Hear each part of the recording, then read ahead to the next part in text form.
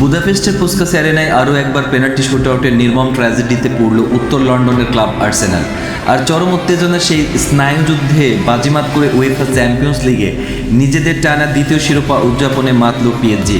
নির্ধারিত অতিরিক্ত সময়ের 120 মিনিটের রুদ্ধশ্বাস লড়াই 1-1 সমতায় শেষ হওয়ার পর ভাগ্য নির্ধারণী টাই ব্রেকারে মিকেল আর্তেতার আর্সেনালকে 4-3 ব্যবধানে হারিয়ে ইউরোপ সেরার মুকুট ধরে রাখল লুইস এনরিকের দল।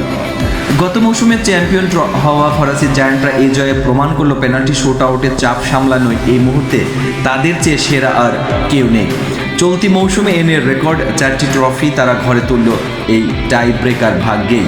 অথচ ফাইনালে শুরুটা হয়েছিল পুরোপুরি আর্সেনালের রূপকথার মতো।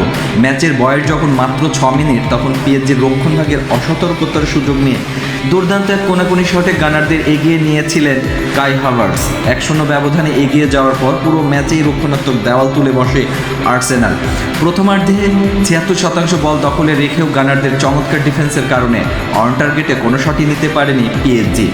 বিশেষ করে গ্যাব্রিয়েল মাগালাইস একের পর এক দুর্দান্ত ব্লক প্রথমার্ধে পিএসজিকে পুরোপুরি বোতলবন্দি করে রাখে। 65 মিনিটে নিখুঁত পেনাল্টি শটের পিএসজিকে সমতায় ফেরান ওসমান দেমবেলে।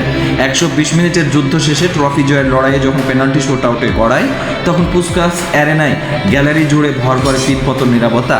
টাই ব্রেকারে আর্সেনালের পঞ্চম শেষ শটটি গভীর এক দীর্ঘশ্বাস নিয়ে দৌড়ে এসে গ্যাব্রিয়েল ক্রসবারের অনেক উপর দিয়ে আকাশে ভাসিয়ে দিলে স্তব্ধ হয়ে যায় পুরো আর্সেনাল শিবির। আর বিপরীতে বুদাপেস্টের রাতটি মহা উৎসবে রাঙালো পিএসজি।